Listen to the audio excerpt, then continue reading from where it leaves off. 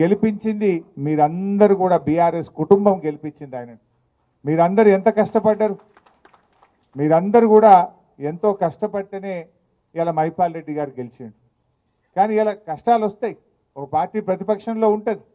10 ఏళ్ళు మనం ప్రభుత్వంలో ఉన్నాం కదా, 10 ఏళ్ళు ప్రభుత్వంలో ఉన్నప్పుడు మరి ఎన్నో కార్యక్రమాలు చేసినాం. నిజానికి పటాన్ చెరువుకు ఏది చేయలేదో చెప్పండి, ఏది అడిగితే అది పటాన్ చెరువుకు అడగడమే తడువుగా జీవోలు తెచ్చిచ్చినాం. పటాన్ చెరువుకు కొత్త మండలాలు కానీ, మన మున్సిపాలిటీలు కానీ, త్రాగునీరు కానీ, రహదారులు కానీ, అండర్ గ్రౌండ్ డ్రైనేజ్ కానీ, మార్కెట్లు కానీ, స్టేడియంలు కానీ, కాలేజీలు కానీ, ఎన్నో రకాలుగా పటాన్ చెరువుకు నిధుల వరద ఒక ప్రవాహంలాగా అందించాం.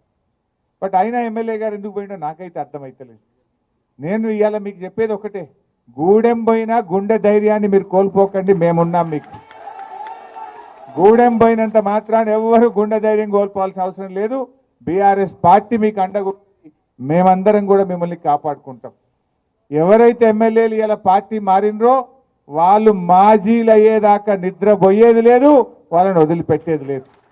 ఇలా ఖచ్చితంగా వాళ్ళు ఏదో రోజు మాజీ కావాల్సిందే, వాళ్ళని మాజీ చేసేది ఖాయం. ఆయనకు మనసు ఎట్లొచ్చింది మైపాల్ రెడ్డికి? అరే నేను 3 సార్లు ఎమ్మెల్యేగా టికెట్ ఇచ్చి నిన్ను గెలిపించి ఇంత గౌరవిస్తే పార్టీ మారడానికి మైపాల్ రెడ్డికి మనసు ఎట్లొచ్చిందని నేను అడుగుతా ఉన్నా. ఇది న్యాయమా అని నేను అడుగుతా ఉన్నా. ఇది నీకు తగునా అని నేను అడుగుతా ఉన్నా. ఒక తల్లిలాగా పార్టీ నిన్ను దగ్గర తీసుకున్నది.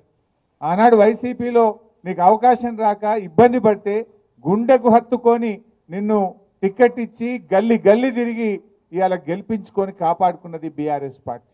నీకు ఎట్లా మనసు వచ్చిందని నేను అడుగుతా ఉన్నా. అయినా వ్యక్తులు కాదు ముఖ్యం, పార్టీకి సిద్ధాంతం ముఖ్యం, కార్యకర్తలు ముఖ్యం, మీలాంటి నాయకులు ముఖ్యం. మీకు ఏ ఆపద వచ్చినా, అర్ధరాత్రి ఆపద వచ్చినా నేను మీకు అండగా ఉంటా, ప్రభాకర్ అన్న మీకు అండగా ఉంటాడు.